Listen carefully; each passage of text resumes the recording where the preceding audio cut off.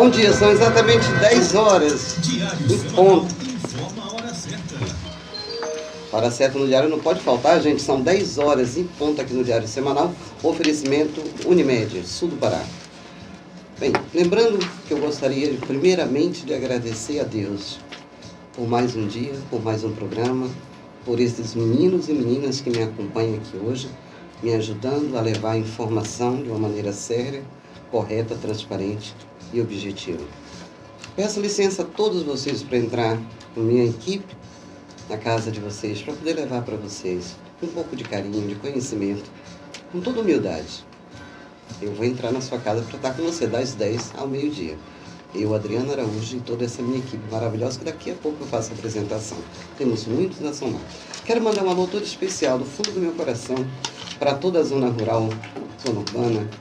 Mandar um alô a toda a equipe ali da Unimed Sul do Pará, com os colaboradores, pessoas maravilhosas, ao Maico ali, a Thalita, o Dr. Bichara, enfim, toda a equipe da Unimed. Fernando e Hélio da Vet Plus, bom dia, meus amigos. Sônia da Janjó e Osana, duas mulheres de fibra. Sônia, da loja Renovar, lindos olhos azuis calmos, assim, transparente. Gostaria também de falar um pouquinho, mandar um alô especial para minha grande amiga Rosa Costa, dona aqui da Quitanda do Bairro, melhor café da manhã. Lar São Vicente, lembrando a vocês, gente, pelo amor de Deus, vamos ajudar o Lar São Vicente, está precisando de ajuda. Eu achei muito bonito, um grupo de jovens ontem nos sinais pedindo ajuda. Eu espero que vocês saibam aproveitar bem essas contribuições e distribuir bem dentro do Lar São Vicente. Eles precisam de todos nós. Para o pessoal que está me ouvindo pela internet e outras cidades vizinhas, eu quero mandar um alô todo especial. E quando a gente fala em qualidade e tecnologia, eu quero mandar um abraço aí a toda a equipe da Everson, da Intercom.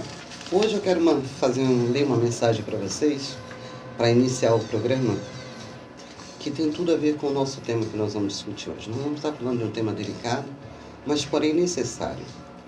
Você vai saber tudo sobre a vida sexual do síndrome de Down. Como lidar com esse tema, com esse assunto. Como falar. É muito difícil. Por isso nós temos profissionais aqui preparados para essa resposta. Primeiro, uma mensagem de reflexão, daqui a pouco eu faço a apresentação dos meus convidados. Essa mensagem eu vou dedicar a todos os meus ouvintes e a todos os meus colaboradores.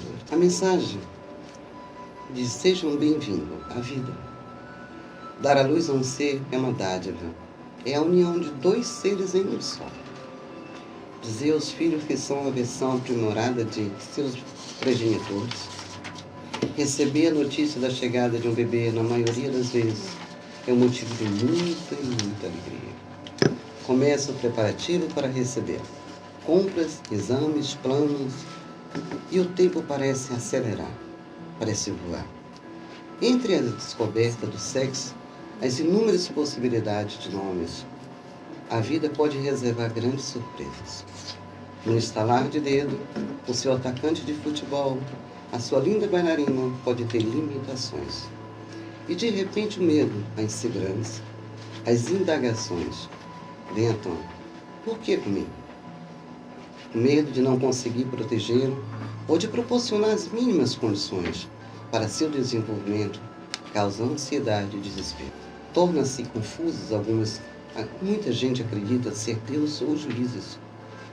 Quem tem direito à vida?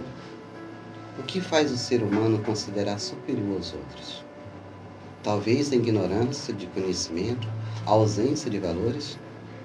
Em momentos de dificuldade, quando houver dúvida, coloque-se no lugar do outro. Não tenha medo de ajudar. Questione. Qual o seu papel na existência? Então é provável que a pergunta inicial mude, como disse o sábio homem: por que não comigo? Estar vivo é aprender, é ensinar e compartilhar. Ninguém é tão autossuficiente que não precise de auxílio. A prepotência engana aqueles que acreditam serem detentores dos seus saberes. No entanto, para tudo há uma solução. Esses devem ser apresentados o amor, presente, singelas demonstrações de afeto, como sorriso, abraços, beijos, carinho. O diferente pode ser uma oportunidade de abrir corações e ser capaz de enxergar além das aparências. A igualdade tão almejada não consiste em ignorar a diferença entre pessoas, e sim no desejo de ter seus direitos respeitados, entre eles o direito da própria vida. Essa mensagem quem escreveu foi Bruno Araújo Mendes Rodrigues, especialmente para o Diário Semanal. Minha filha, obrigado pela mensagem. Muito bonito. Oferecimento Unimed Sul do Pará. Gostaria de fazer uma breve apresentação dos meus convidados e daqui a pouco a gente pode para um debate. Por favor, queria dar um bom dia à nossa querida fonoaudióloga, Alateia. Bom dia, Alateia. Bom dia, Adriana. Bom dia a todos os ouvintes. Estamos aqui para colaborar com todos vocês sobre a síndrome de Down. Gostaria de dar um bom dia também a nossa. Gostaria de pegar teu perfil profissional. Primeira vez que você chega aqui hoje, né, Luísa? Isso, eu sou a Luiziane, né? Sou terapeuta ocupacional. E é um prazer estar aqui para discutir sobre essa questão da sexualidade, já que a sexualidade ela é uma atividade humana e a pessoa com síndrome de Down ela tem igual direito a todos a ter essa sexualidade. Então, bom dia a todos e vamos ver o que a gente consegue contribuir aqui nessa discussão. Obrigada. Maiara, doutora Maiara, psicóloga, nos acompanhando aqui na mesa, muito a contribuir. Bom dia. Bom dia, eu agradeço o convite e gostaria de mandar um bom dia especial a todos que estão nos escutando para discutir, para conversar sobre esse tema que a gente não costuma falar muito, mas que é extremamente importante conversarmos. Obrigado, Maiara. Nosso conselheiro Marconi, que está nos acompanhando aqui, muito a contribuir também. Bom dia, Marconi. Bom dia a todos os ouvintes. Desde já agradecer o convite, né, e estar participando assim com essa mesa recheada do jeito que está hoje. A gente tem muito a aprender, né? E convidamos a todos os que estão ouvindo o programa a ficarem atentos até o final, porque aqui vai ter muita coisa boa. Orlando Moraes, nosso pedagogo, já nos acompanha há muito tempo no Diário Semanal e hoje vindo contribuir sempre com muito conhecimento. É o fera na área de educação. Bom dia, Orlando Moraes.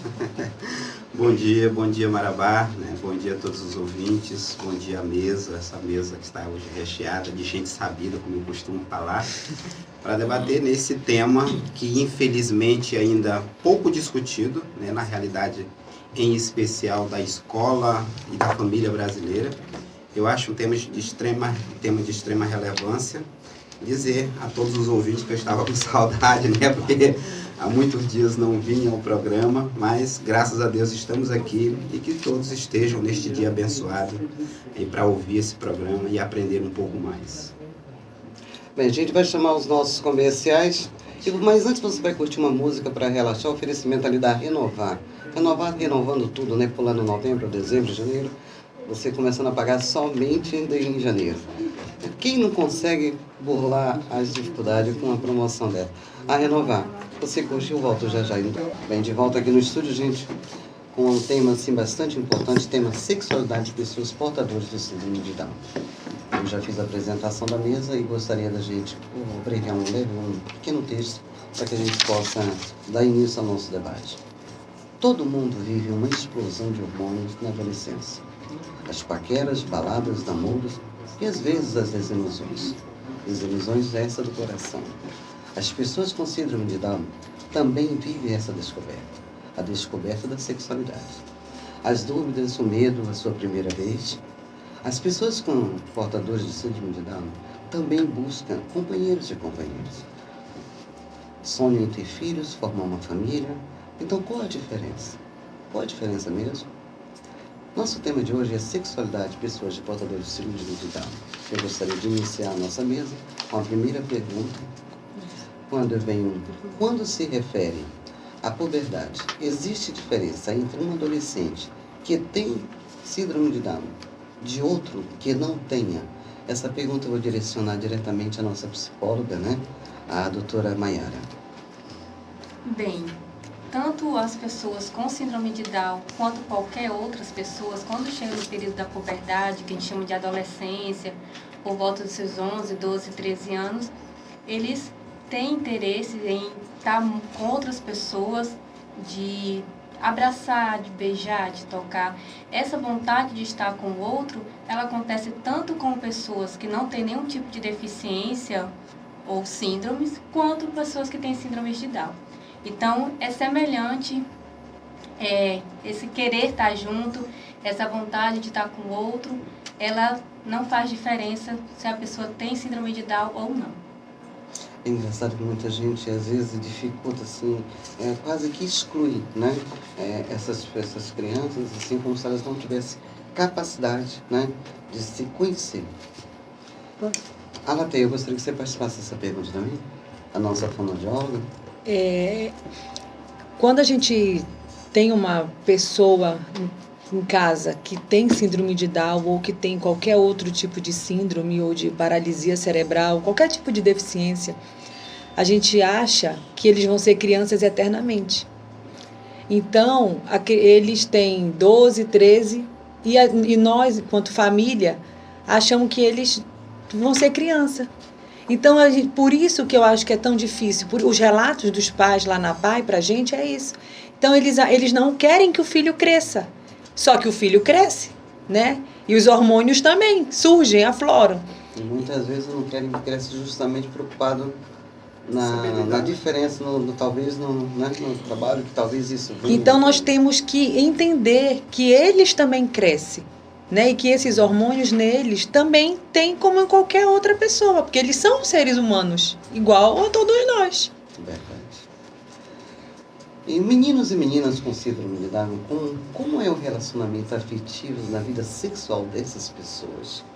A pergunta vai para a doutora Luzene, a nossa terapeuta ocupacional aí da PAI. Então, com relação a essa questão do namoro, né, o namoro da pessoa com síndrome de Down, ela vai ser semelhante ao namoro de qualquer pessoa, né? Ele vai ter esse relacionamento. Agora, é importante a gente diferenciar um pouco a questão da sexualidade. A gente imagina muito a sexualidade como o ato sexual em si, né? Como o contato mais íntimo. Mas a sexualidade, ela inicia desde o contato inicial, é o dar mão, é o abraço, é o beijo, é o estar junto, né? Então, isso aí, esse namoro é permitido para a pessoa com síndrome de Down. Inclusive, já existem pessoas que vivem essa sexualidade.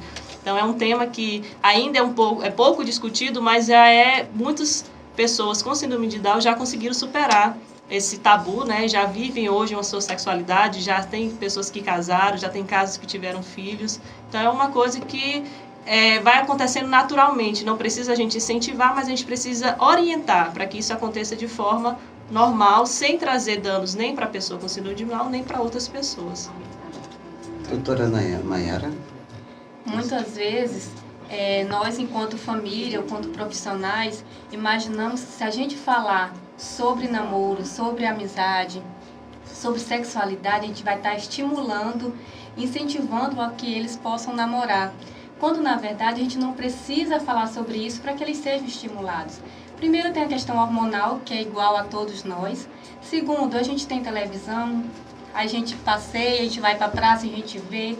E eles também vê, até os próprios pais, com amigos, Sim. né? A troca de carinho, de beijo, de abraço, é mais do que normal, que eles prestem atenção. Então, muitas vezes a família acha que falar sobre isso é uma forma de estar despertando esse interesse. Quando, na verdade, quando a gente fala sobre isso, a gente está orientando e está diminuindo a possibilidade dele ter uma sexualidade que traga prejuízos. Então, falar sobre isso não é estimular, porque eu garanto para vocês, não precisa. Como nós não precisamos. Chegou uma fase da nossa vida que a gente começou a olhar para outra pessoa, né? Que a gente começou a se interessar. Né? Frezinho na barriga. Exatamente. Tá? Então, falar sobre isso não é estimular, é orientar para que esse processo, não só da adolescência, mas da fase adulta, ele aconteça de uma forma saudável. E isso não é só para síndrome de Down, na verdade, com qualquer adolescente. E no decorrer do programa, nós vamos tirar muitas dúvidas, gente. Tem muitas perguntas boas. Uma terceira pergunta que eu gostaria de fazer aqui para vocês. Um homem e mulheres com síndrome de Down podem ter filhos. Eles correm o risco de terem filhos com o mesmo problema, com síndrome de Down? Isso é comum?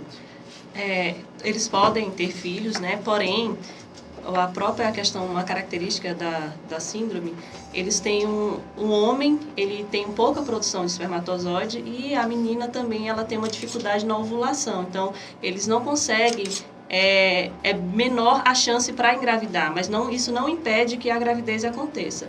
Então, a incidência, vamos dizer assim, a probabilidade de acontecer é menor, mas ela acontece. E quando há o caso de uma gestação de uma criança, de uma pessoa que tem síndrome de Down, se os pais, os dois tiverem síndrome de Down, a chance do bebê vir com síndrome de Down é de 80%. Agora, quando é o caso, só um dos pares, então um do casal tem síndrome de Down e o outro não tem, a chance é de 50%. Algumas vezes a criança não vem com síndrome de Down, mas pode ser que ela tenha algum comprometimento associado, tanto em termos cognitivos, a parte do aprendizado, da parte intelectual propriamente dita, como outros comprometimentos.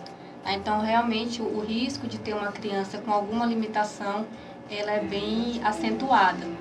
Mais um motivo para que a gente fale sobre isso, não só entre as famílias, mas que a gente converse com a pessoa com síndrome de Down a respeito dessas questões. E acho que os pais também têm que ter um acompanhamento médico, né, um ginecologista, para estar acompanhando, esclarecendo, porque parece que quase todos os rapazes com síndrome de Down, normalmente eles são inférteis, né? Isso eles não, é verdade? Pela pouca ejaculação que eles têm, uma coisa assim.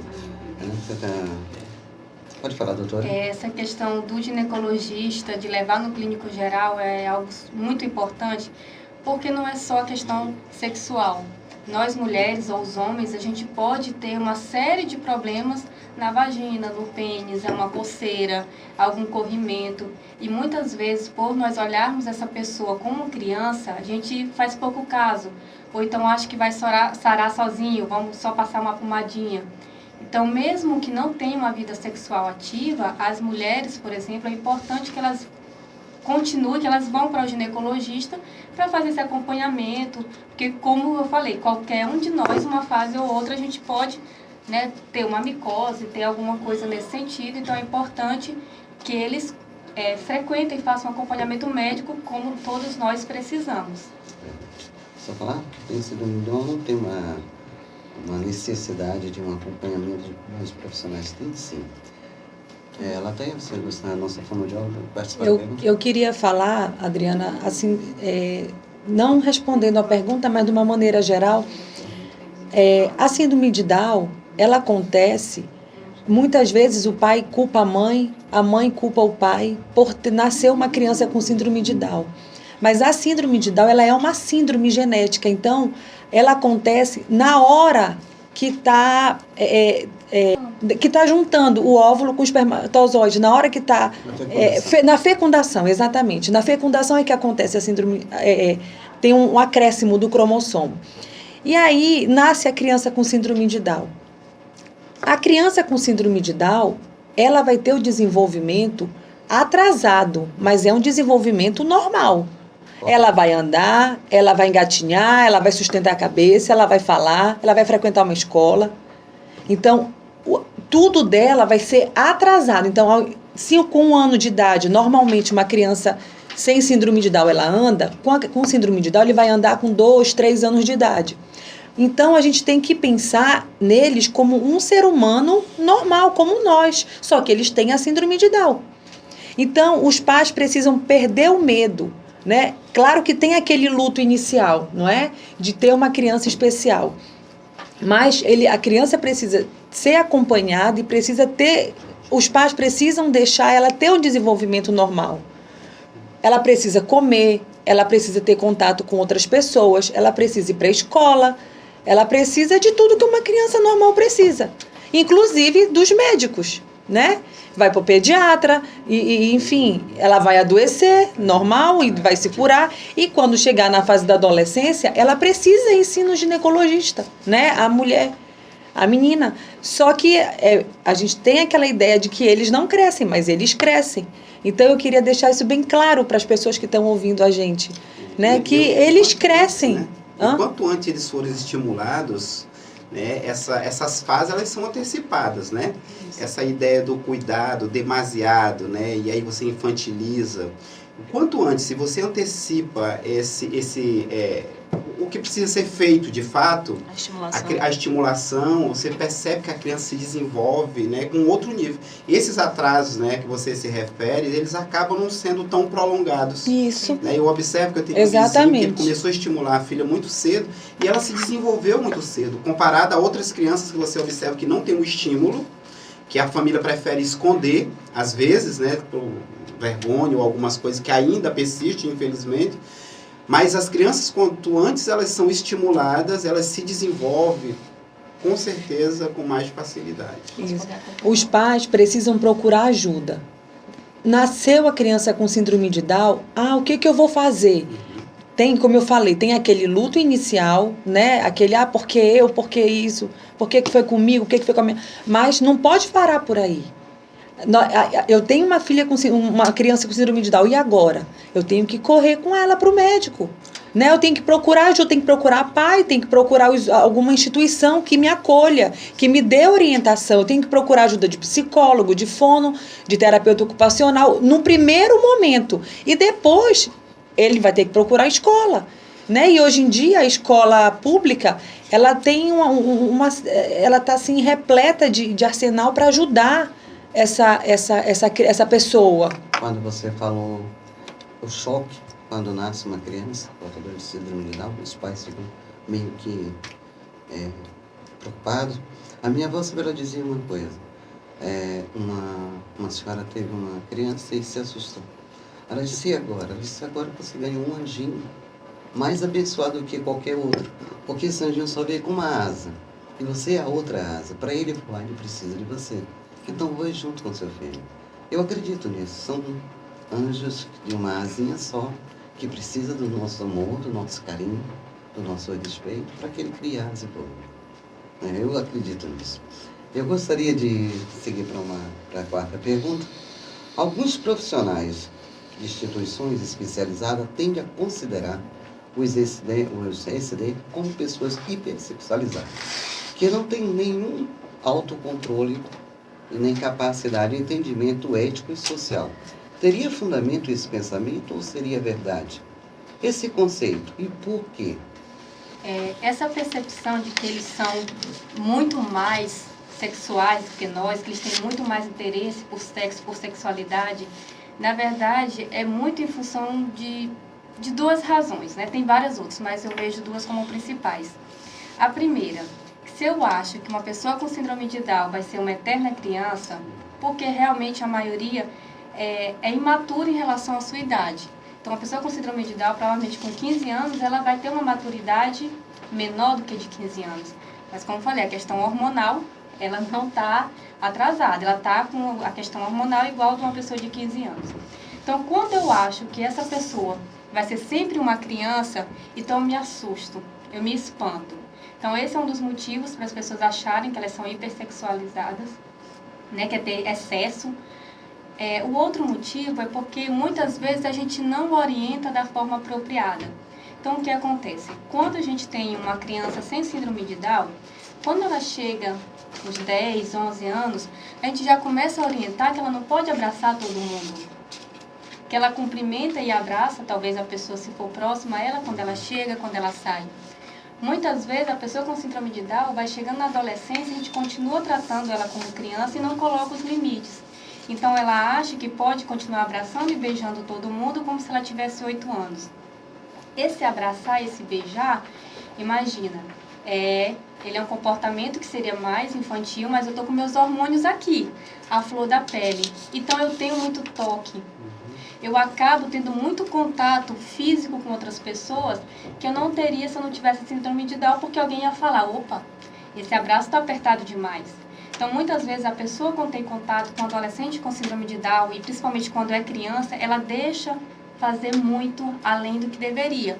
Então, o abraço está muito apertado, a mão está passando demais e se deixa, porque acha que ele não está entendendo. Então, muitas vezes, a gente está estimulando essa sexualidade. E outra, muitas vezes a gente não orientou. Como eu falei para vocês, uma pessoa de 11, 12 anos, se for sentar, né, um adolescente, se for sentar no colo de outra pessoa, provavelmente, quando tem síndrome de Down, a gente fala, opa, você já é uma mocinha, você não pode sentar no colo do fulano de tal. Então, a gente não colocar esses limites, a gente, na verdade, cria essa situação para que quando a gente olha, a gente tenha essa impressão que eles têm uma sexualidade mais aflorada que a nossa. Mas essa sexualidade que parece mais aflorada é por conta dessas situações. A gente não colocou o limite, a gente infantilizou e eles estão com os hormônios que não são mais infantis. Então, a gente fica nesse meio termo. Acabam também se tornando, assim, pessoas frágeis, né? Presas vulneráveis. Vulneráveis. E essa percepção não está só na família, né? Se você fala de infantilizar. Esse próprio cuidado que a gente tem quando a gente vê, né? Como sujeito social, quando você se depara com uma menina Down, um menino Down, a nossa percepção também infantiliza. O cuidar dele, o abraçar, nós também temos isso e a gente deixa, porque a nossa visão também sobre eles, ela é infantilizada. Mesmo que ele tenha 18 anos. A gente falava agora há pouco que a família às vezes infantiliza, mas a sociedade do mesmo jeito, ela acompanha essa mesma noção. Quando a gente topa com uma pessoa que tem a síndrome, a percepção da gente, o desejo de a gente dar um abraço nele, também uma percepção que a gente tem e infantiliza também essas crianças, da mesma forma que às vezes a família faz. Porque parece que às vezes até aflora um carinho maior da gente pela pessoa, né? A gente acha tão delicado. Eu não sei se isso seria, eu não sei o sentimento que aflora na gente no momento que a gente se depara com essas situações, né? Eu não sei se lá no fundo, eu acho que a palavra que eu vou dizer, ela não é saudável, vou dizer assim, pena, não seria bem isso. Mas tem alguma coisa do cuidado. Tem. Eu acho que é diferente quando tu vê um menino de 12 anos normal. Né? Quando você topa com o Down, a gente tem aquele desejo de cuidar.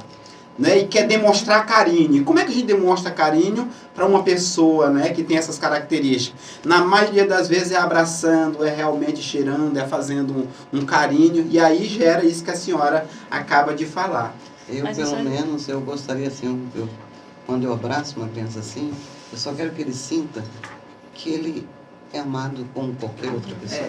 Eu tento passar isso.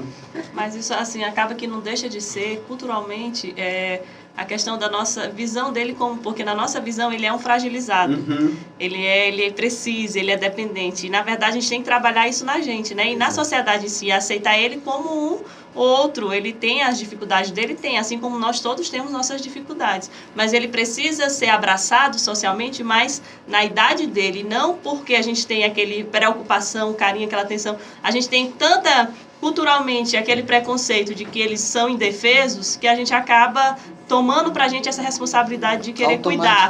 Isso, e aí, na verdade, é um trabalho de policiamento, né? A gente tem que se controlar nesse sentido, para tratá-los iguais, né? Correto. Nosso conselheiro, Marconi. Uma questão que chama muita atenção aqui nessa pergunta é na questão dos profissionais de instituições especializadas que ainda pensam dessa maneira. Exato. Né? De maneira... seriam pessoas que são capacitadas, são treinadas, estudam para isso, para orientar até mesmo a família com relação a esse cuidado, com relação a esse tratamento com essas pessoas. E aí nós vemos que alguns desses profissionais, que não são todos, não estão nem aí. Ele mesmo trata, às vezes até de forma diferenciada na questão negativa, de que é a família. Né? Não estou aqui para ganhar o meu dinheiro e acabou. Não foi eu que fiz esse menino desse jeito. Né? Então é uma questão muito séria e preocupante, que é uma realidade da nossa sociedade hoje. Né? A gente percebe isso nas colocações de alguns profissionais, seja em várias instituições especializadas ou não, aquelas que alguns profissionais que deveriam acolher essas pessoas discriminam. Né? Então, que a gente possa contribuir para mudar essa situação, esse quadro que aí está, que essas pessoas que estão lá, às vezes, por um salário melhor, mas que não tem compromisso nenhum com a causa, seria bem melhor se ela partisse para outro ramo e deixasse, vamos dizer assim, um pouco radical de atrapalhar o processo, né? Porque às vezes a gente fala muito da questão família, que trata, o Orlando colocou muito bem aqui nessa questão da sociedade, vê como uma criança, mas às vezes a família não tem um mínimo de conhecimento para tratar do assunto, né? Chega uma criança dessa maneira no meio da família e aí vai fazer o quê? Né? Alguns se desesperam, quer dar, abandonam, né? Então, se não começar se trabalhar dentro da família essa questão, nós vamos ter esses pensamentos de que essas pessoas têm a sexualidade aflorada, que não tem controle, que são diferentes dos outros, quando na realidade, como já foi colocado aqui pelas doutoras, que não tem, né? Agora, o que acontece essa questão do controle, que muitas vezes eles têm dificuldade para controlar essa sexualidade. Imagina, a gente, em geral, a gente frequenta muitos ambientes quando a gente é adolescente. A gente muitas vezes vai para a praça, vai para a igreja, vai para a escola. Então, eu tenho muitos ambientes para eu ter contato social, eu faço muitas atividades. Se eu sou uma pessoa que vivo em casa e no máximo vou para a escola, eu tenho poucas oportunidades de ter contato. Então, as poucas oportunidades que eu tenho, eu aproveito. Por isso que isso também fica muito mais visível. Então, a oportunidade que eu tenho de estar com outras pessoas, eu não vou desperdiçar e eu vou usá-la, às vezes, de uma forma inapropriada. E, realmente, muitos, né, acabam tendo comportamentos que nos espantam, mas é a questão que nós temos que ensiná-los, né? Somos nós, e aí não é só a família, você estava falando muito bem da família e dos profissionais. Nós, enquanto profissionais, também temos que trabalhar conosco mesmo essas questões, inclusive da sexualidade. Então, se a gente tem dificuldade, eu, enquanto profissional, de falar sobre sexualidade, de falar sobre sexo propriamente dito, com meu filho sem deficiência, imagina, né? Se eu tenho dificuldade de lidar com a minha sexualidade, eu vou ter muita dificuldade para lidar com o meu aluno. Então, muitas vezes, dentro dos profissionais, a gente tem bastante dificuldade porque é algo que muitas vezes a gente não lida bem conosco mesmo. Correto. Vamos para os nossos comerciais e eu volto já. Veja como o debate está gostoso. Espera mais um pouquinho que eu volto já. São 10 horas e 48 minutinhos, oferecimento de depois. Gente, o papo está tão gostoso aqui, mas tão bom, que passou que eu nem percebi. Quase pegava a gente daquele bate-papo, né? A gente põe assim o papo em dias aqui, quando está o intervalo aqui. Você tem que assistir o diário para você ver como é legal. Bem, vamos continuar com a nossa entrevista, mas eu gostaria muito de mandar um alô muito especial para dois grandes amigos, né? Aliás, 3, são muitos os amigos, mas eles moram assim, bem no cantinho do meu coração. Marcos Motran, onde quer que você esteja nesse momento, Paju, um beijo, um abraço para você, do tamanho do meu coração. Arnilson, bom dia, meu amigo querido, saudade de você. E quero mandar um alô todo especial, um abraço ao nosso professor Pajaú aí. Olha, gente, São Pajaú não é aquele que seja carequinho, velhinho, gordinho, não. Ele é bem novinho, é gatinho, sabe? Mas eles são Pajaú, né? Mas aí, ao nosso professor, a toda a equipe aí da Metropolitana, um abraço a todos vocês. Bem, a nossa próxima pergunta: o portador de SD, como qualquer outra pessoa, tem necessidade de expressar sua sexualidade de uma maneira como ele faz. Acaba isso produzindo muitas vezes um grau de constrangimento social e familiar. Reprimir a sexualidade seria a solução? Ou essa atitude poderá alterar o equilíbrio emocional da criança, do adolescente? Doutora Maiara, depois vocês podem participar também dessas, por favor. Primeiro, como eu falei ainda agora, realmente a pessoa que tem síndrome de Down, ela tem a parte do aprendizado, da compreensão dela, em geral, né, um pouco mais lento. Então, ela tem uma certa imaturidade em alguns aspectos, não nos aspectos biológicos, no sentido hormonal. Então, muitas vezes, ela está com esse hormônio, né, aflorado, tal como qualquer outra pessoa da idade dela, mas ela tem uma certa imaturidade para lidar com algumas situações. Principalmente se eu não recebo, então, uma orientação de como eu devo proceder. Em geral, os outros adolescentes aprendem com os próprios colegas, né, e no seu dia a dia, que, por exemplo, ele não vai se masturbar na frente da mãe. Ele vai lá para o banheiro, não é que ele não faça isso. Ele faz escondido lá no banheiro e ninguém vê. E algumas vezes a pessoa com síndrome de Down, ela faz isso na frente dos outros e gera, claro, um constrangimento muito grande. Então, se eu simplesmente brigo, digo que é feio e não dou uma alternativa, ele vai ter dificuldade para lidar com isso, como eu falei. Não é que a pessoa com síndrome de Down ela tem uma vontade enlouquecida de se masturbar, não é nesse sentido. É que, em geral, os meninos, os adolescentes, eles sabem muito bem fazer isso escondido da família. Então, nós precisamos orientar que esse adolescente, seja um menino ou uma menina com síndrome de Down, que expor o pênis, a vagina no local com outras pessoas, deixar que qualquer pessoa toque, que isso não pode acontecer. Então essa orientação ela tem que acontecer, né? Que nós temos partes do nosso corpo que é muito íntima, que pouquíssimas pessoas podem tocar e dependendo do toque ele não pode acontecer.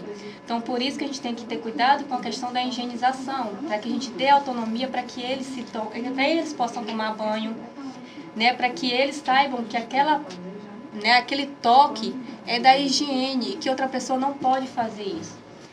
Eu estou falando desse aspecto porque acaba que eles ficam muito vulneráveis, né, a ser abusados por N indivíduos, nesse sentido da gente não ter dado essa orientação.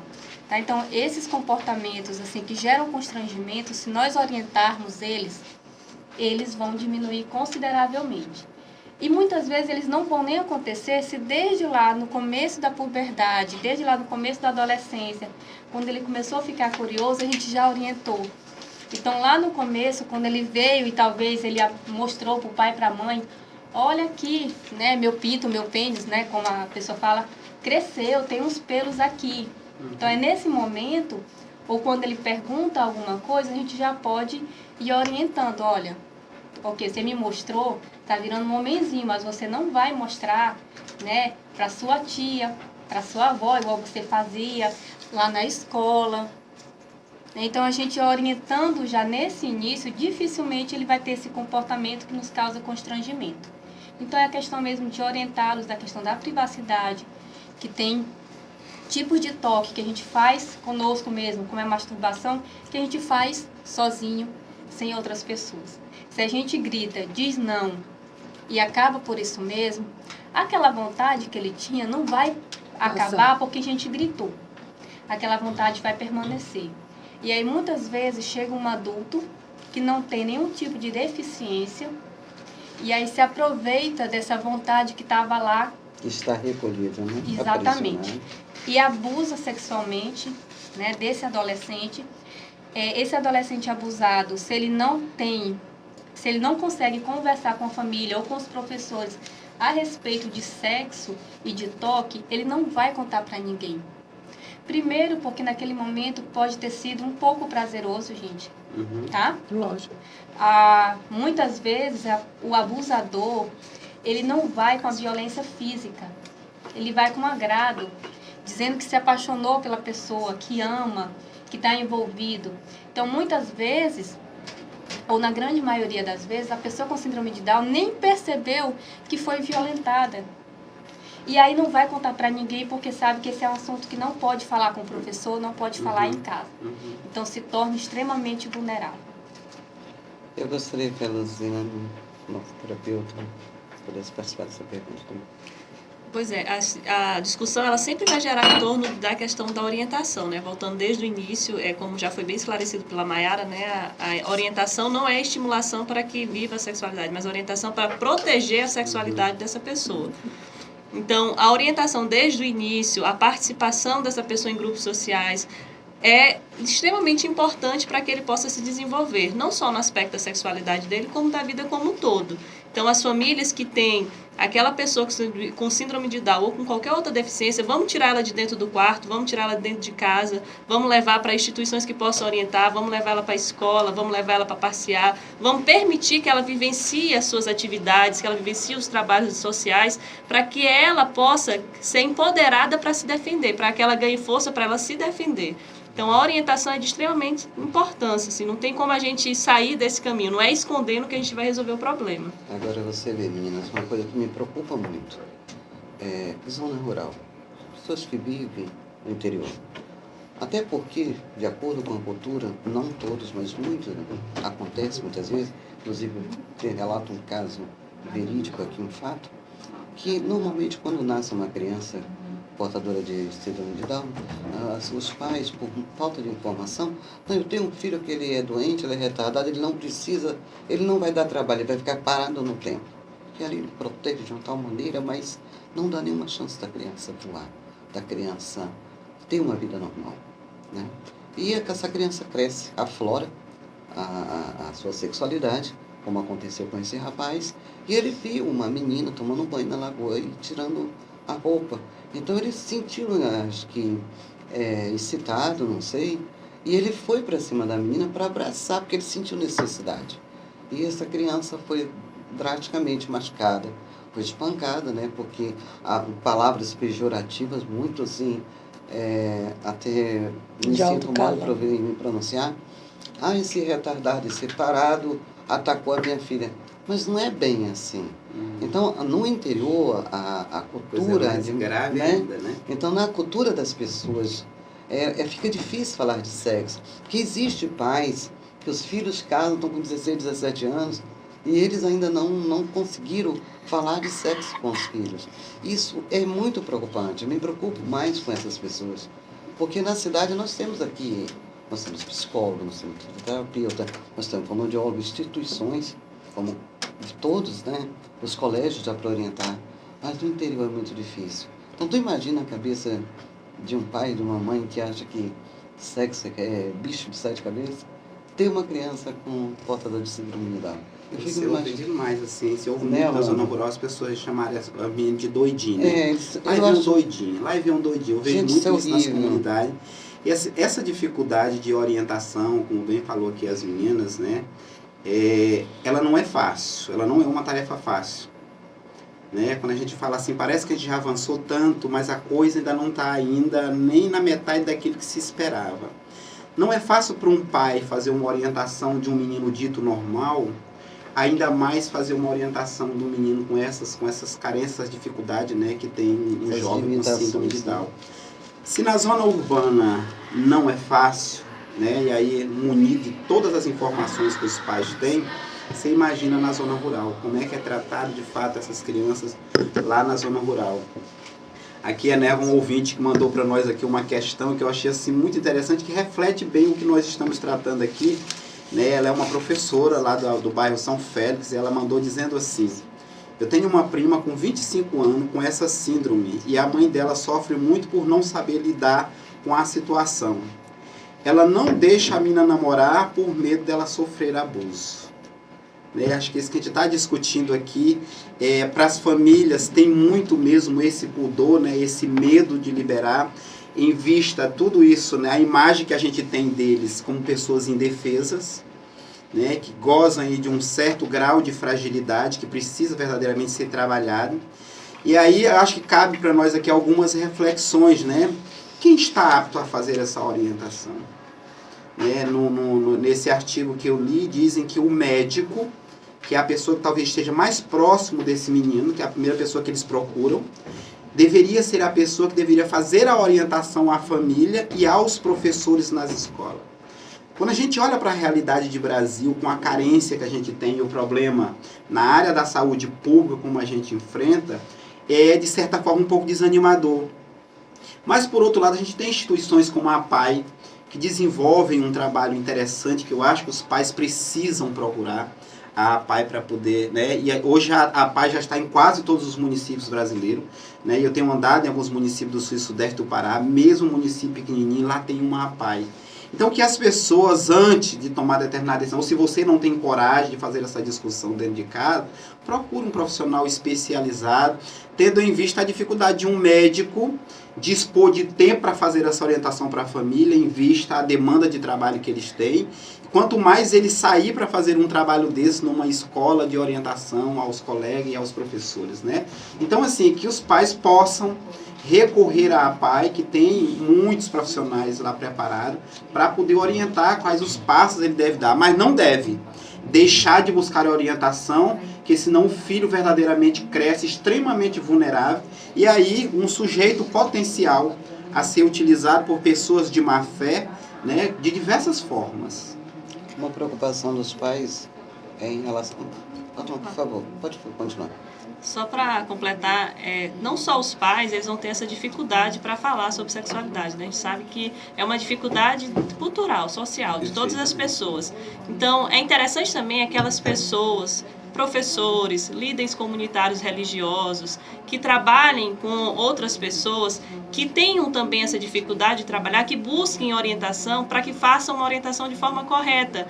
Porque, às vezes, imbuído dos preconceitos culturais, de tudo que ele vivencia, ele acaba não sendo capaz de fazer essa orientação. Então, eu, enquanto profissional, se eu tenho dificuldade de lidar sobre esse assunto com uma pessoa com deficiência, que eu vá buscar ou ler, ou procurar um profissional que conheça, mas eu tenho essa obrigação, enquanto professor, enquanto líder comunitário, eu tenho essa obrigação de buscar esse conhecimento para que eu possa passar e dar esse suporte às famílias. Porque, como disse, né, a gente tem muitos casos na zona rural, mas em toda a zona rural lá vai ter uma escola próximo, ou vai ter um contato, tem uma igreja. Então, essas pessoas que vivem naquela comunidade, ela tem que buscar, como referência pela comunidade, ela tem que buscar essa orientação. Então, a PAI, ela também está à disposição para fazer essa orientação para outras pessoas, para que disseminem esse conhecimento, para que a gente possa proteger, de fato, a sexualidade dessas pessoas.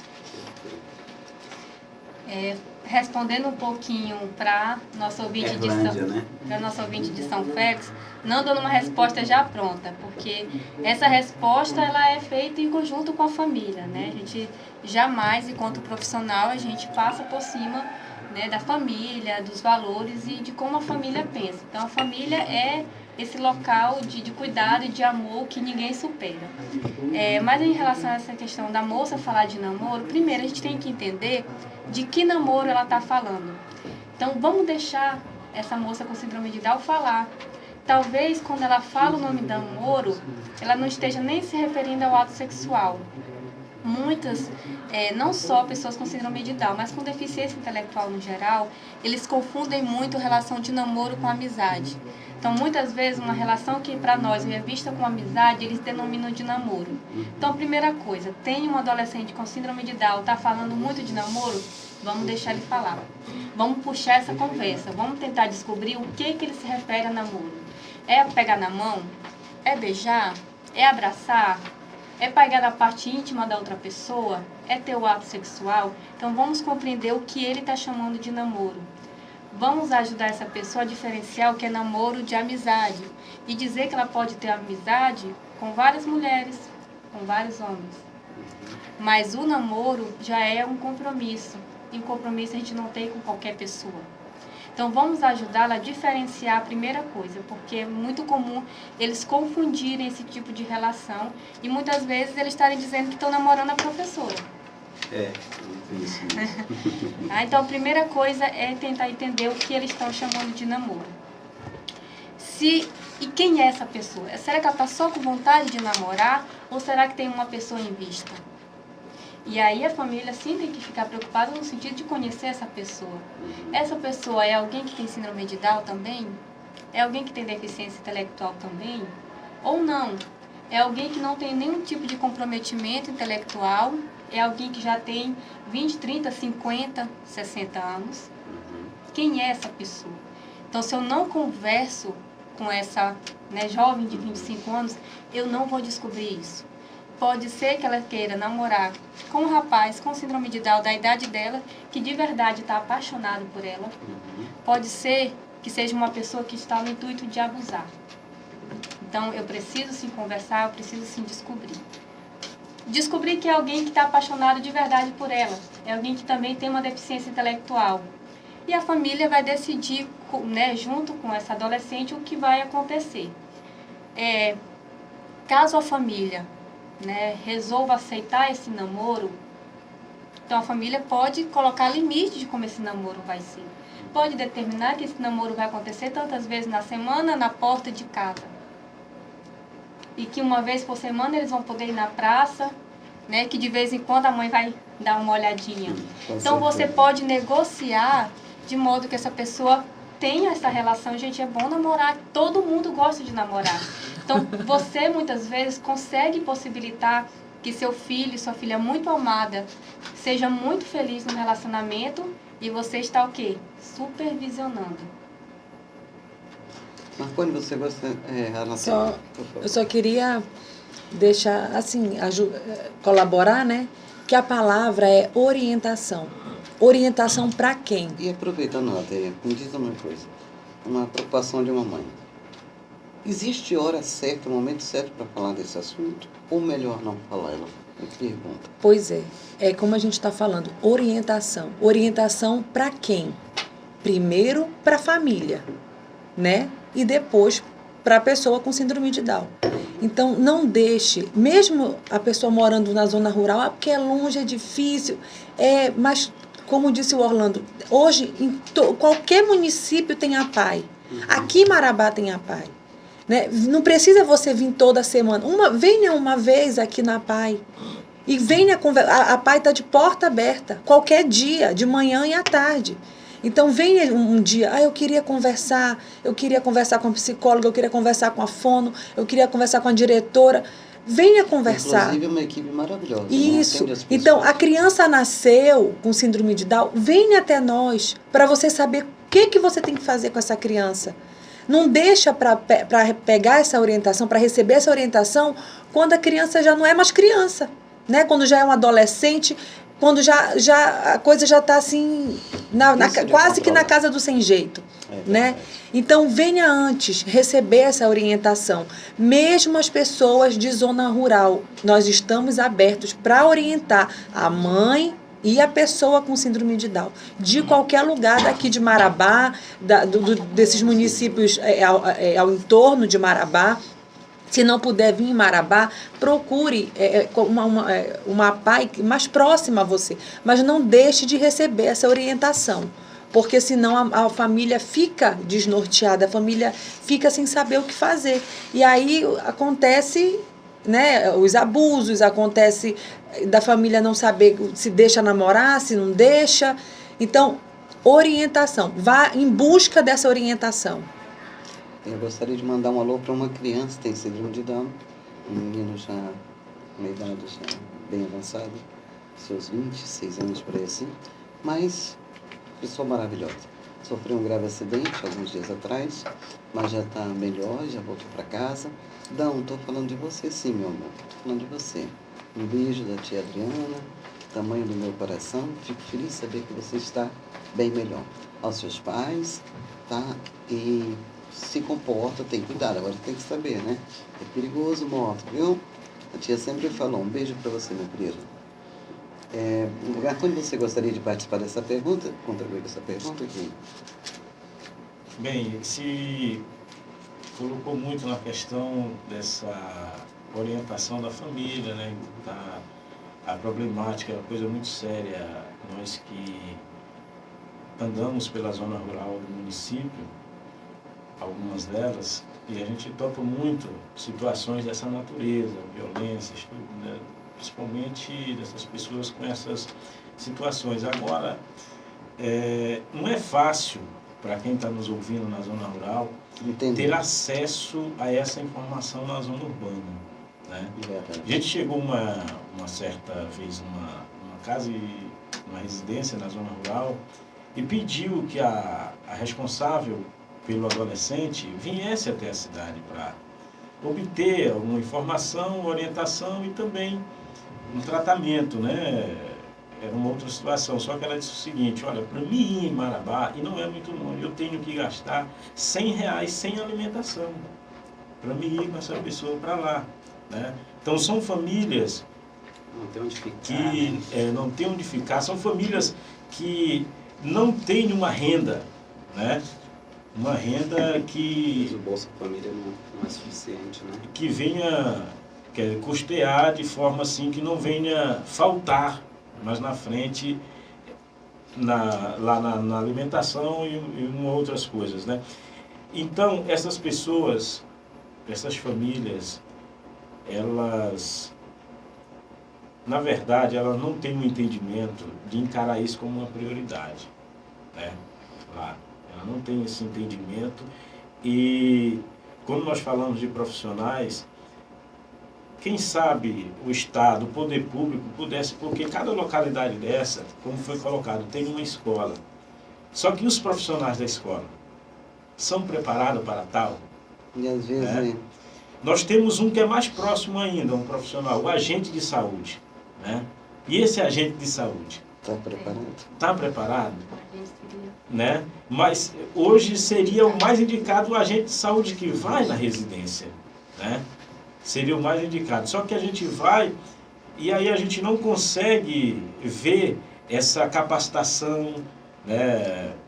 Agora você vê por que esses debates, eu transformo temas em debates. Me preocupo com a zona rural. Os poderes dá muita atenção para a zona rural. Se não é, tem alguém que tem uma voz que possa tirar essas dúvidas, ajudar. E, às vezes fica difícil para mim, eu acabo absorvendo muitos dos problemas, porque eles me procuram, eles escrevem, eles ligam, passam mensagem, mandam e-mails, para que eles tenham acesso à internet, os que não têm, ainda é na base da cartinha mesmo, relatando determinadas coisas. Adriana, faz alguma coisa, nos ajuda. E o que eu faço? Eu convido profissionais competentes como vocês para sentar e debater, para poder esclarecer, porque não é fácil a vida da zona rural. Tem colono que às vezes, gente, para ele pegar um dinheiro, para ele gastar com passagem qualquer coisa, faz falta. Não é fácil. Não é fácil, realmente. É bastante difícil. Tinha que mudar mesmo um pouquinho, era na hora de votar, tem que aprender, né? Escolher não pessoas de nome, mas qual é o projeto dessas pessoas? O que ele está preocupado com educação, com saúde? O que ele vai nos proporcionar para os nossos filhos e para os nossos netos? Porque, né, a gente tem que pensar nos nossos filhos, nossos netos. Mas, infelizmente, as pessoas às vezes amarram na cadeira, não agora, né? Não no futuro. Já os comerciais, filha, tem duas perguntinhas aqui que eu vou fazer no outro bloco para quem vai fazer a conclusão. Vamos para os nossos comerciais e eu volto já. São 11 horas e 19 minutos, oferecimento Intercom. Para continuar nosso debate aqui, gente, que está muito bom, talvez até já para concluir a nossa mesa, vamos continuar. Uma pergunta, assim, bastante curiosa. O ouvinte pergunta, quando uma criança com SD é violentada pelos pais, como fica a sexualidade delas? Né? Essa vai para a nossa psicóloga aí. Então, primeira coisa, independente de ter síndrome de Down ou não, o abuso sexual ele traz marcas muito difíceis, né, de se lidar ou de se apagar, vamos dizer assim. Não se apaga. Agora, isso também não quer dizer que não tenha nada que possa ser feito.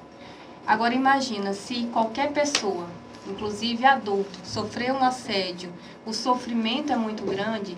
Se eu sou uma pessoa que tem uma compreensão limitada do que aconteceu, se eu sou alguém que tem dificuldade para falar, dificuldade para entender, esse meu sofrimento vai ser mais acentuado porque eu vou ter até dificuldade para manifestar os meus sentimentos, o que está acontecendo.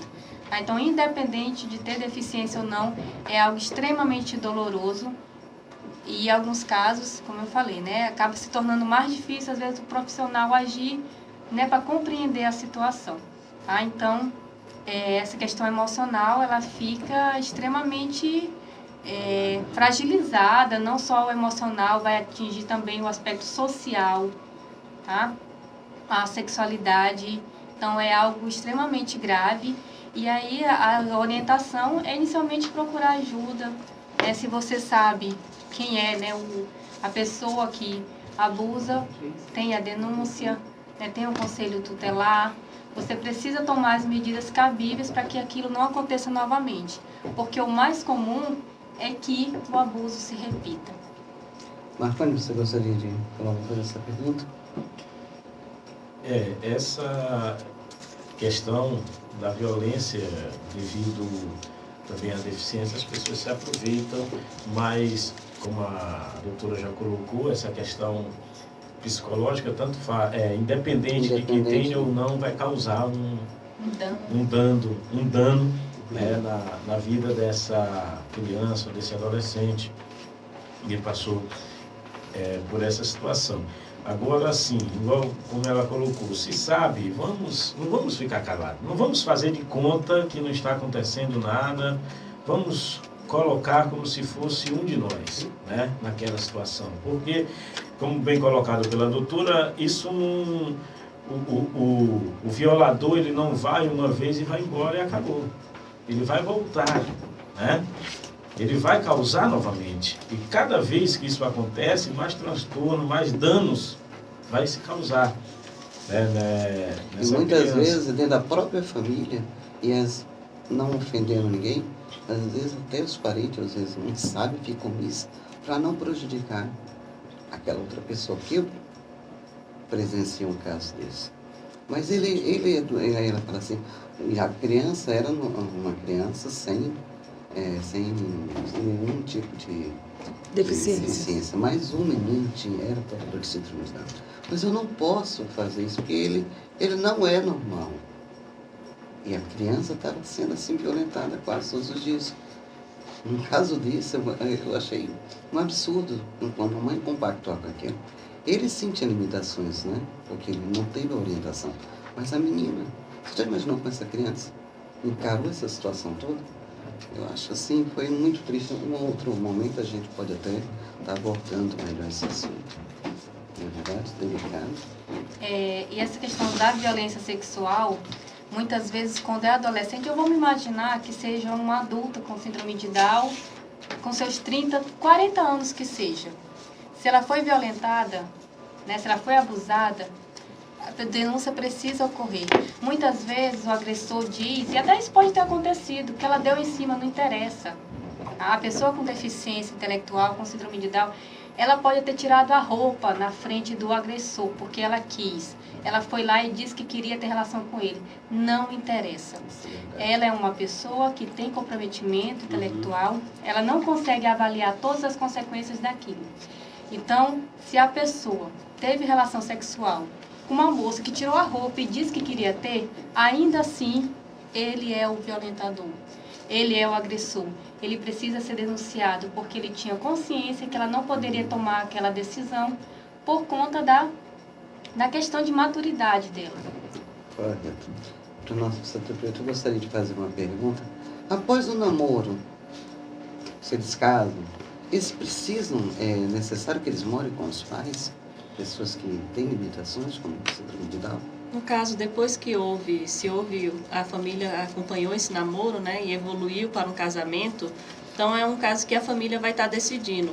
Mas o que a gente tem que refletir nesse processo de decidir com quem que eles vão morar, se vão morar só? Primeira coisa, a gente tem que ver o nível de independência desse casal, né? Como já foi dito, eles têm limitações, mas não são incapacitados. Então, ter limitação não significa que eu não sou capaz de fazer algo. Às vezes eu sou capaz, mas eu preciso de uma assessoria, de uma supervisão. Então, houve o casamento, inicialmente, vai morar com a família? Pode iniciar, mas já pode estar orientando eles a como fazer o cuidado da casa. Maneiras simples, lavar as louças, arrumar a cama, a roupa, como está organizando isso. Mas pensando que os pais, o percurso natural, os pais vão primeiro que os filhos, né? Então, naturalmente, os pais morrem primeiro e os filhos ficam. Então, a gente tem que pensar que eles vão ficar e os pais não vão estar ali todo o tempo para estar cuidando deles. Então, quem vai dar esse suporte? Então, quanto mais independente eles forem, quanto mais capacidade eles tiverem de organizar a casa, se manter em casa, melhor vai ser para eles viverem na ausência desses pais. Mas sempre vai precisar de alguém para estar dando a supervisão, né? Acompanhando a casa, ver como é que a casa está, se eles estão conseguindo fazer a higienização correta. A questão financeira realmente é uma coisa que eles não vão ter condição de estar administrando. A gente sabe que fazer uma administração financeira é complexa até para as pessoas ditas normais. Tem pessoas que dizem não tem problema nenhum e tem dificuldade de fazer sua administração financeira. Imagine para eles que tem uma limitação. Então vai ser mais difícil, né? Você vai pagar as contas, saber o dia do vencimento. Então todos esses cuidados vai sempre precisar de uma pessoa de suporte. Mas a administração do lar em si, aquelas atividades práticas do dia a dia, lavar roupa, louça, arrumar a cama, passar roupa, organizar, é coisas que eles, sendo preparados e estimulados, são completamente capaz de manter. Então, vai poder ter a casa? Pode, mas vai ter que ter sempre alguém lá supervisionando. Vai ficar com os pais inicialmente? Pode. Então, isso é uma discussão em família. E aí, algum profissional também é interessante estar avaliando para saber qual é o nível de independência que ele tem para manter aquela casa. Que a gente tem que também estar tendo esse cuidado para que eles não possam sofrer um acidente doméstico, alguma coisa assim. Então, tudo isso tem que ser levado em consideração. Porque eu digo para as mães que têm crianças assim, eu acho que tudo tem que ter muito amor, né? Amor, compreensão, família compartilhar, participar. Não é fácil, mas dá para viver bem, assim. Agora, Orlando Moraes. Orlando, quando você fala em educação, Vamos abrir um dicionário agora. Como as escolas podem tratar sobre educação sexual com alunos portadores de síndrome? Ou isso seria somente o dever dos pais, na sua opinião, como pedagogo? A questão de sexualidade, ele é um tema transversal que já vem sendo discutido há bastante tempo, né? Acho que tem mais de 20 anos que foram lançados os PCN, e ele apareceu na escola como um tema transversal, que deveria perpassar por todas as disciplinas, né? Todos os professores precisariam ter um pouco de domínio deste conteúdo. E quando a gente se depara nos dias atuais ainda, este tema ainda não é um tema que, né, completamente de segurança dos professores nas escolas ainda, né? Eu não sei se houve as políticas voltadas para o tema na área de formação em especial, se elas não foram suficientes ou se nem avançou como deveria avançar, mas o tema de sexualidade na escola, seja para o aluno com deficiência ou para o aluno dito normal, ele ainda é um desafio para as escolas. Com relação às crianças com síndrome, né, e aí a gente retorna lá, quem estaria habilitado a fazer essa orientação para o professor e para os diversos profissionais, né, em diversas áreas da saúde, pelo que eu li, a gente percebe que o médico seria mais ou menos essa pessoa a fazer esse trabalho, e é um trabalho que é feito ainda com muita deficiência, né? Um trabalho, e eu sei que a gente tem muito instrumento hoje para aprender, como bem disse ela, né, um professor interessado, né? E aí nem sempre a gente acha o professor interessado em discutir a temática de forma isolada, em virtude da carga horária do professor, né, que geralmente trabalha 3 horários, e ele tem N outros conteúdos também para aprender, e esse acaba ficando como um conteúdo secundário, e aí não é dado tanta vazão a esse debate na escola. Quando é que esse debate aparece? Quando surge um problema. Quando surge uma criança que é violada, às vezes quando um próprio professor viola uma criança, esse debate ele vem à tona dentro da escola, e aí é feita ali algumas discussões que com poucos dias de novo caem no esquecimento. Mas isso não é colocado no próprio projeto pedagógico da escola, isso para ser tratado com esse conteúdo de transversalidade, que deveria ser trabalhado por todos os professores, ainda infelizmente não se criou essa cultura dentro da escola. Quanto mais quando se trata da sexualidade de uma criança Down. Se nós fôssemos realizar uma pesquisa hoje, nós iríamos observar que quase na sua totalidade os professores não saberiam lidar com esta orientação, que requer alguns cuidados talvez mais especiais em virtude da especialidade que tem esses sujeitos, né? Então hoje a escola brasileira, eu diria que é um conteúdo que a gente precisaria aprofundar, né? E aí recorrer a quem poderia estar fazendo essas orientações, né? Eu observo que este conteúdo ele tem avançado, e muitos desses meninos têm avançado por conta própria, muitas das vezes.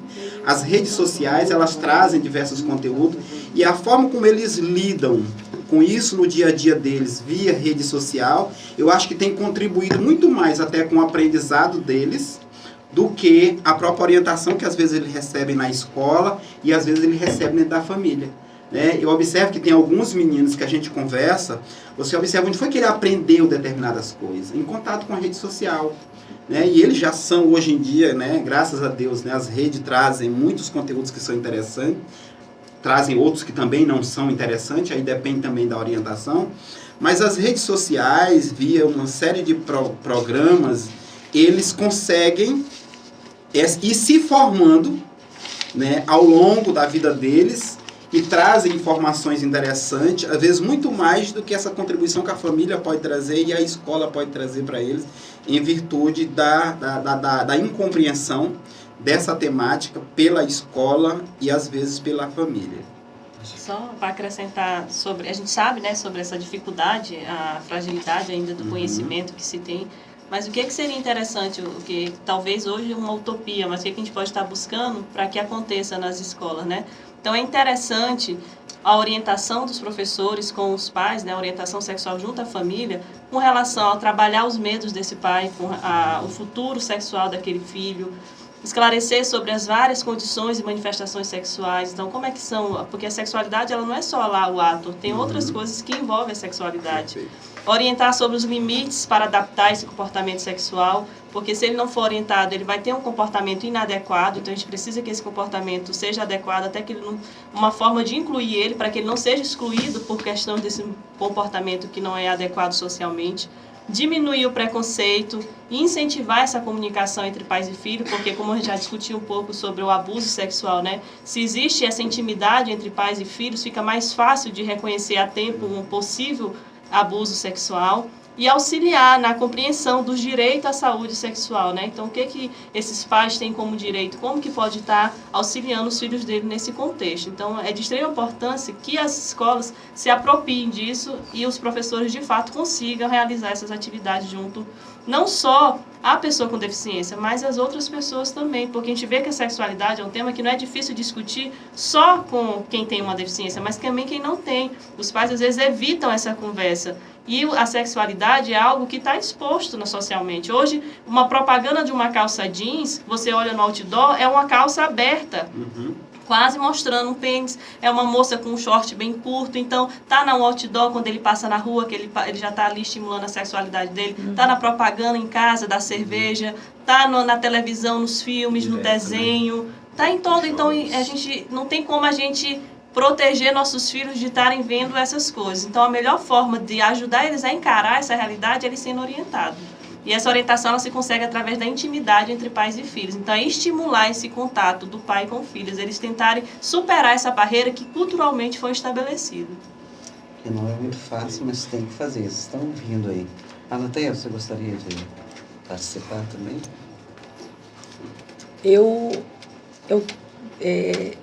O que eu queria falar, deixar claro, né, principalmente para os ouvintes da zona rural, é orientação. É difícil, mas a gente precisa buscar orientação. Professores, pais, né, colega, família, primo. Tem um primo com síndrome de Down. Procura orientação. Em que eu posso? Todo mundo pode ajudar, né? Como que eu posso ajudar? Então, vá atrás de orientação, leia. Hoje em dia é difícil, a pessoa é longe, mas tem uma internet. Não tem, vai atrás. Né? O Marconi estava falando que é difícil a questão da renda para vir, mas uma vez, eu vou ter que ir lá, eu vou ter que priorizar. Esse mês eu vou priorizar em busca dessa orientação. Então, a pessoa vem aqui, né? Eu até posso... Lá na PAI a pessoa vai ser acolhida, tem um lanche, ninguém sai de lá com fome.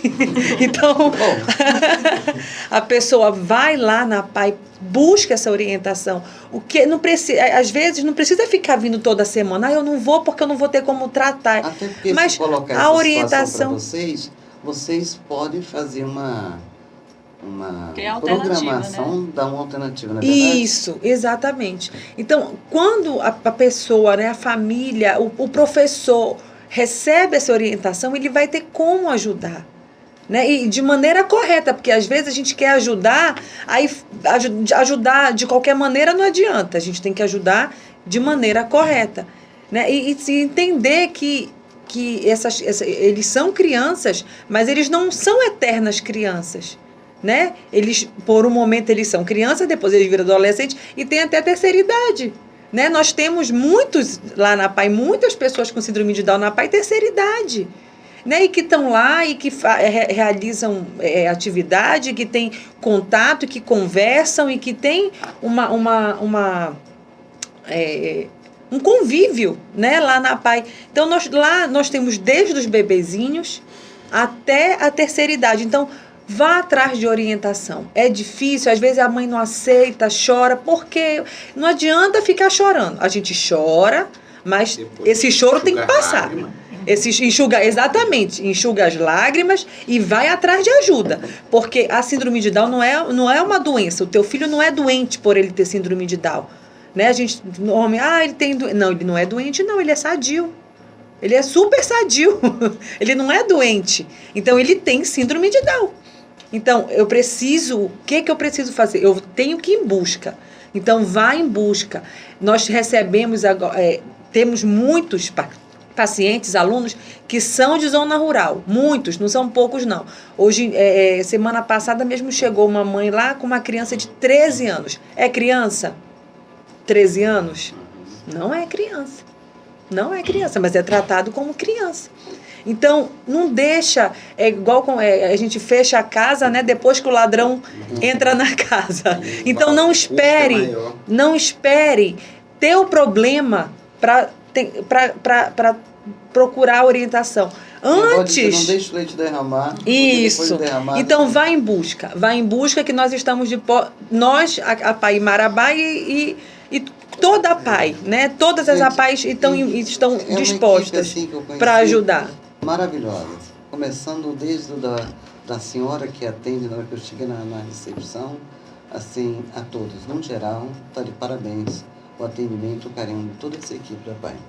Só para complementar o que a Letel está falando, quando uma mãe ou o pai, a família tiver um diagnóstico, síndrome de Down ou qualquer outro tipo de problema que possa causar uma deficiência, ele tem que pensar que ele não tem um problema, né? Quando ele vê, é um problema, não. Transforme aquele problema em um desafio. Eu não tenho um problema, eu tenho um desafio. Qual é meu desafio? É fazer com que ele desenvolva, que ele cresça, que ele consiga viver e superar essas deficiências, que ele consiga ser incluído independente das deficiências que ele possa apresentar. Então, vamos transformar o problema em um desafio. O desafio de buscar fazer com que ele cresça, buscar fazer com que ele desenvolva. Como exemplo, nós temos lá na PAI um grupo de crianças que nós recebemos algumas de 3 meses, 1 mês, 2 meses, e já está com uns 2 anos esse grupo. Então, as crianças chegaram bem novinhas e elas foram estimuladas e orientadas.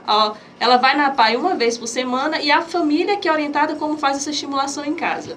E aí, há algum tempo agora, a gente vem avaliando o que a gente percebeu? Que as crianças que poderiam estar com atraso em relação às crianças normais de 1 ano, de 2 anos, às vezes o atraso dela, de desenvolvimento motor e cognitivo, está 2 meses, 3 meses.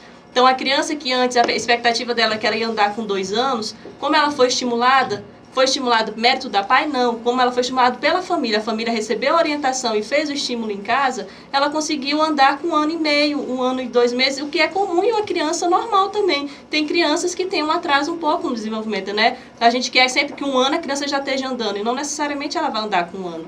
Então, esse estímulo que a família ou foi lá, recebeu a orientação e fica fazendo diariamente, a gente está vendo que o grupo está desenvolvendo. Então, é muito pequeno, é quase insignificativo o atraso motor dele em relação às outras crianças normais. Então, por isso que é importante a gente buscar essa orientação e pôr ela em prática.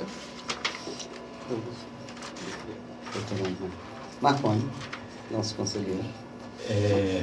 Nós vimos aí nessa última pergunta na questão das escolas, né? Como podem tratar essas questões de sexualidade. Aí nós citamos aqui outras entidades que são porta de entrada também, né? E porque na educação nós temos, como o Orlando colocou, já os temas transversais, e esse é um dos temas que ainda não atingiu o objetivo esperado, mas está aí para ser colocado em prática, se assim o fizerem. Mas nós temos, por exemplo, o próprio Conselho Tutelar, é uma porta de entrada, nós temos os hospitais, nós temos os centros de saúde, né? Nós temos as igrejas, que também são porta de entrada, mas que o assunto sexualidade ainda é um tabu, infelizmente, em pleno século XXI, em algumas igrejas não se trata do tema, né? Porque, como a doutora psicóloga colocou aqui, que acha que sexualidade é sexo, propriamente dito, né? Então, e o conselheiro que não tem uma formação, uma capacitação para isso, para lidar, né?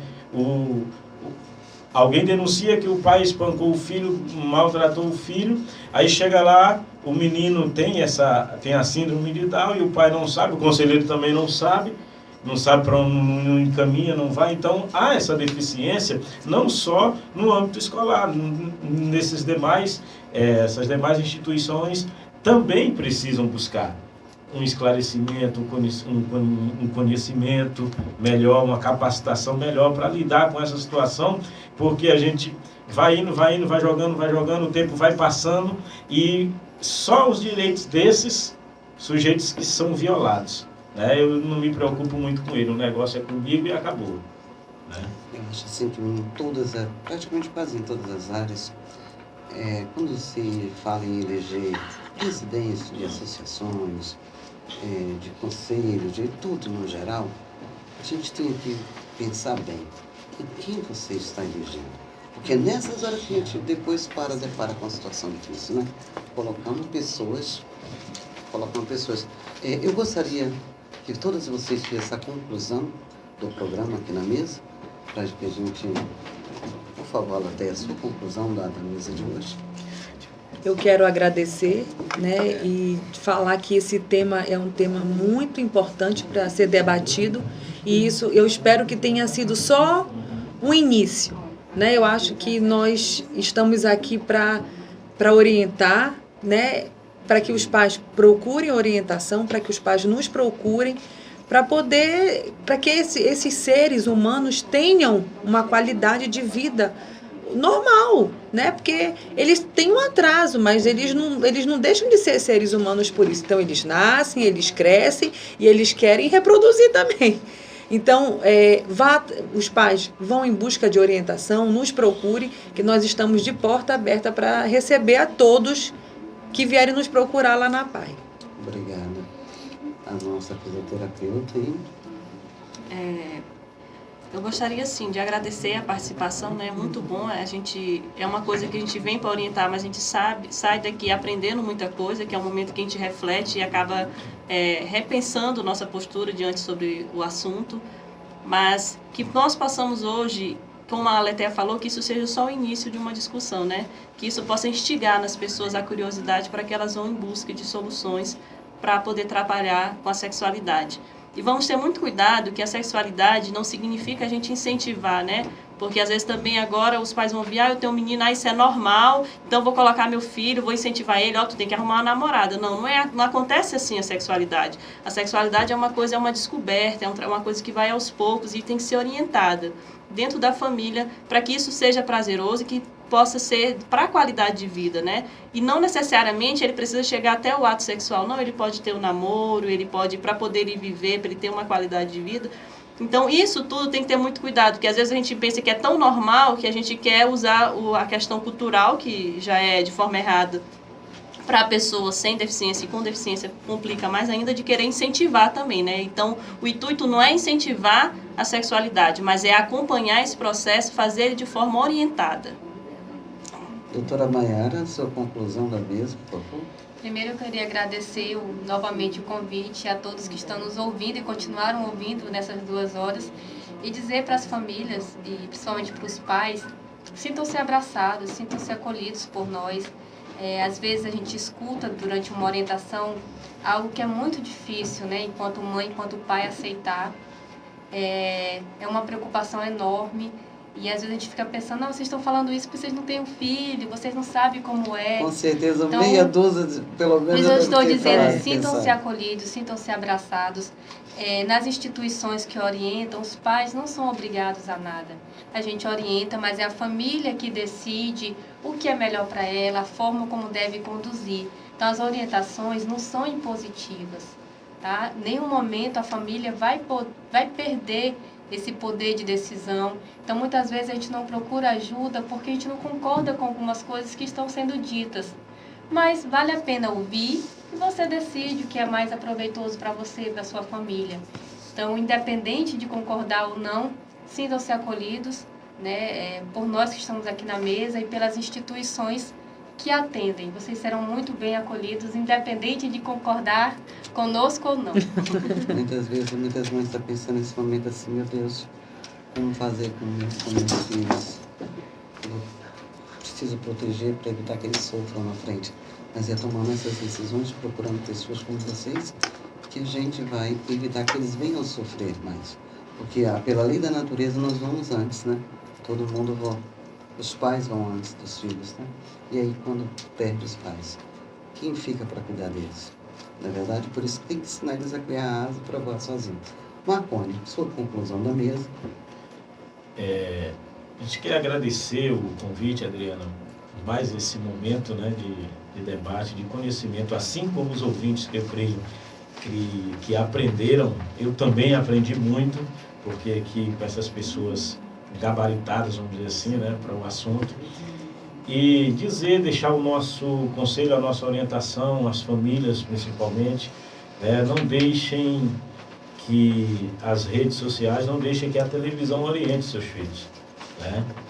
Procure orientação, se você ainda não tem, procure orientação para que você possa orientá-lo da forma correta, né? Porque se você deixar que a televisão ou que outros façam isso, não vão fazer da forma que tem que ser feito. A forma correta você busca e você vai fazer para que mais na frente não venha a ter nenhum problema. Falar de sexualidade, falar de sexo não é coisa de outro mundo, né? Apesar, como a todo mundo gosta, né? Apesar da psicóloga falou, traz prazer. Não é coisa, não vamos dizer que sexo é coisa do diabo. Não, isso não é coisa do diabo, né? Então é coisa boa, traz prazer.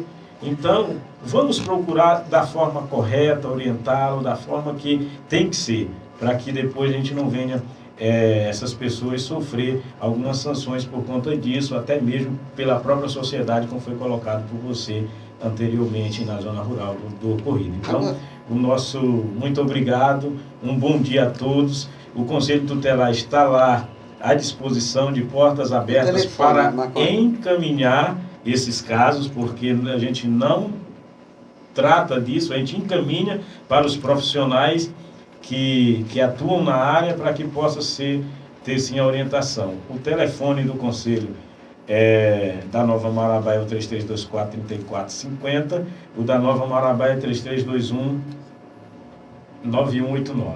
Telefone da PAI, meninas. Enquanto vocês estão procurando aí, vamos morar aí, eu sou conclusão da mesa, tá bom? Você não me pede depois da outra. Não vou nem lhe pedir. Gente, eu acho que depois de tantas orientações que a gente recebeu nessa manhã, eu acho que a hora é curta para debater um tema tão importante e às vezes esquecido, né? A gente faz muitas discussões às vezes isoladas, cada instituição faz esse debate às vezes de forma isolada. Eu acho que a temática está de parabéns à mesa pelo nível do debate, que eu acho que foi muito interessante. Mas, assim, eu acho que os esclarecimentos e as orientações aqui dadas e as recomendações dadas pela mesa aqui nessa apresentação final, eu acho que são bastante significativas e que a população deva realmente abraçar isso, né? E tentar para a gente poder ajudar esses jovens, essas meninas que tanto precisam dessa ajuda, né? E eu fico com a responsabilidade aqui de parabenizar, né, ao Grupo Correio, à Rádio Itacaiunas, ao programa Diário Semanal, que é um programa completamente diferente de muitos dos que a gente vê nesse município, que tem uma relevância social, né, eu acho que extremada, porque traz para a mesa assuntos interessantes com pessoas, né, gabaritadas para discuti-la. Eu vejo este programa como um programa extremamente saudável para o município de Marabá e para a região, porque tem uma outra proposta, né? Traz uma proposta interessante, né? Que ajuda muitas pessoas, eu imagino, né? Em diversas regiões do estado do Pará. Parabenizar você, Adriana, né? Pelo seu esforço, né? Eu acho que a população estava com saudade do seu programa, que ficou um tempo aí fora do ar. Eu tenho certeza que os ouvintes, né? Os ouvintes estão felizes em receber o seu programa de volta. E esse bando de convidados, gente boa que você traz para cá para debater esses temas interessantes, que só contribui para o desenvolvimento desse município tão carente de tantas coisas, né? Mas pelo menos as orientações, elas são interessantes porque elas se encaminham, elas provocam e elas dão um certo direcionamento para aquelas pessoas que precisam. Então, parabéns a você pelo programa, parabéns aos convidados pelo nível do debate, parabéns à sua equipe de colaboradores. Nossa, né? Diretora nova. Entendeu? Nossa diretora Duda, que está aí. Eduarda. Né? Maria Eduarda, essa menina nova aí, promissora. Que o tem Zangado tudo pra... aqui, né? Isso. Parabéns para toda a equipe. Célia aqui, bom dia para todos os moradores de Marabá, né? Que te tenham um final de semana aí abençoado. E tome cuidado com a bebida, né? Adriana, obrigado. Telefone da PAI. Telefone da PAI, meninas, achou? 3222-8311. Ótimo aí, gente. Precisou de socorro, é só ligar Só falar com a Socorro. Aí, ó, já disse tudo. Eu gostaria de mandar um alô todo especial a todos os meus colaboradores, mas quero assim, a Janjoy. Janjoy, você que viaja com conforto, segurança, bom preço, qualidade, responsabilidade, nós estamos assim com uma equipe de motoristas muito responsável, que atende às suas exigências. Ela opera em 3 estados diferentes, Tocantins, Maranhão e Pará. Maiores informações você vai pegar no 9281 1525 8183 2671 8406 4916. Confira também o site da Janjoy, www.janjoy.com.br. Viajar é um novo conceito para o Janjoy, um novo conceito para viajar. E outra coisa que eu vou dizer para vocês, hoje nesse feriado, a gente tem uma certa preocupação, estrada, trânsito, tudo. Então o Janjoy está assim, orientando seus motoristas a ter todos os cuidados, porque afinal de contas, quando você entra no ônibus, uma pessoa está, primeiramente Deus acima de tudo, mas depois a gente entrega a nossa vida praticamente na mão de um ser humano, né? E o ser humano é falho, por isso a Janjoy se preocupa com a segurança. Vocês, meninas e meninos, tomaram café aí na Quitanda do Bairro. O que vocês acharam? Maravilhoso, né? A Quitanda do Bairro é isso que a gente fala. Você quer tomar um cafezinho, curtir assim, um momento com amigos, bater um papo, fazer uma reunião legal? Muito simples, é só você vir aqui ao lado do Grupo Correio, Quitanda do Bairro, magnífico em sabor. Você vai experimentar assim o melhor café da manhã. Preço, qualidade, bom atendimento. Os mesmos produtos da City Coffee. Gostaria de mandar uma alô todo especial para mim, também para os meus colaboradores. VetPlus, um dos laboratórios mais completos de Marabá. Serviço veterinário com qualidade, novas tecnologias, todos os tipos de exames, tudo para ver seu rebanho crescer saudável. A VetPlus é o único laboratório da região credenciado no Ministério da Agricultura. Mas não para só por aí não, gente. A VetPlus também se preocupa com a sua família, com os seus colaboradores da sua empresa. Ele oferece análise de água e alimento fluente. Qualquer dúvida, é só você procurar, falar conosco no contato 3322-5040, folha 21, quadra 6, lote 5, Nova Marabá. O site da VetPlus é www.vetplus.com.br. E sem contar que você vai encontrar o Dr. Fernando e a Amy, pessoas maravilhosas para poder te auxiliar e tirar qualquer dúvida. Bem, quando a gente fala da Renovar, já fala tudo, tá renovando, dá até para renovar o casamento, né? Que comprou os móveis novos agradando a mulher, né? Já fica bem mais fácil. Já pulou outubro, já pulou novembro, agora vai pular dezembro também. E você vai começar a pagar só em 2016. Promoção que nem essa é difícil. A Renovar, Avenida Antônio Maia, Avenida Antônio Vilhena e na Avenida Magalhães Barata. Mas também nós estamos ali com o seu Sony, né? Na Avenida Antônio Maia. Aqueles olhos azuis, calmo, bom papo, suave. Mas ele também tem uma esposa maravilhosa do lado, auxiliando. Mas lá tem um cafezinho, um bom papo. Para os meus colonos que faz a festa na Renovar, fazer uma visita e conferir tudo que a Adriana Araújo está falando. Vocês se imaginam hoje viver sem tecnologia? Alguém de vocês aqui na mesa? Não. Você, Orlando Maranhão? Tá todo mundo declarando aqui. Quando a gente fala em tecnologia, nós estamos falando de tecnologia, nós estamos falando de assistência técnica também autorizada, nós estamos falando da Intercom, que se destaca entre as melhores aqui da região. O endereço é Avenida VP 7, folha 21, quadra 10, lote 21, Nova Marabá. O telefone de contato é 3322-3716. Lá você vai encontrar tudo na área de tecnologia e assistência técnica. E sem contar que o Emerson é muito assim, preocupado com o atendimento. Então, pelo que eu percebi, quando você entra numa empresa, o atendimento faz tudo. Às vezes você vai comprar uma coisa, pensa em desistir, não comprar. Mas conforme for o atendimento, gente, sempre a gente acaba sobrando para esticar um pouquinho no cartão de crédito, né? No bom papo, ver uma coisinha. Final de ano agora, você precisa comprar um computador para o seu filho, você precisa comprar um notebook, enfim, faz uma visitinha lá, você vai adorar. Uma equipe assim maravilhosa.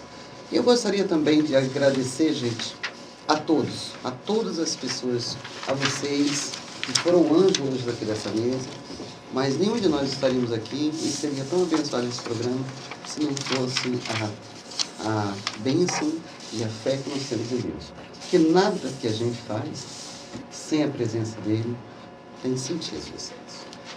Eu quero encerrar esse programa com uma reflexão. Ser ator ou atriz principal do teatro da vida não significa não falhar ou não chorar, mas ter habilidade para fazer caminhos, coragem para reconhecer os seus erros, humildade para enxergar as nossas limitações, força para se deixar ser aprisionado pelos pensamentos pessimistas, emoções doentias, mas não esqueça, tudo isso, toda essa direção você só tem se tiver Deus. Augusto Cury, eu admiro, respeito, sou apaixonada por esse ator e eu gostaria de dizer a todos vocês, meu muito obrigado, que Deus nos abençoe. Sábado que vem eu vou estar de volta aqui com um programa cada dia melhor, fazendo a minha parte. Eu sei que eu não posso fazer muito, mas essas 2 horas que eu passo com meus convidados aqui, eu passo uma semana inteira correndo para manter e fazer esse programa. Mas eu faço com muito amor, com muito carinho.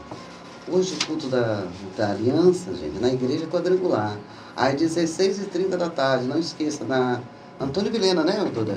Na Antônio Vilhena ali, só jovem assim. Uma das coisas que eu tenho visto nas igrejas hoje é a preocupação de resgatar jovens, de manter esses jovens. E hoje, estar dentro da igreja, está mais divertido que estar lá fora do mundo. Olha, a gente se diverte mais, fica mais à vontade, pode falar a verdade, não pode mentir, porque às vezes de vez em quando tem que... Agora não pode mentir, tem que falar a verdade, mas a verdade dói, mas o bom é sempre estar com a verdade. Eu gostaria de mandar um abraço a todos vocês que estão me ouvindo agora e dizer que sábado que vem, em nome de Jesus, eu vou estar de volta. Marcos, meu amigo, um bom final de semana para você, aos meninos aí que estão em Palmas, Imperatriz, a Ceilândia. Enfim, gente, se eu for falar a todos os que me mandaram mensagem, e-mail, que ia estar ligado no programa, eu preciso de mais 3 horas. E aí não dá. Cheguei no final. Tchau. Que Deus abençoe a todos. Um bom final de semana. Não beber. Se for dirigir. Se dirigir, não beba, por favor.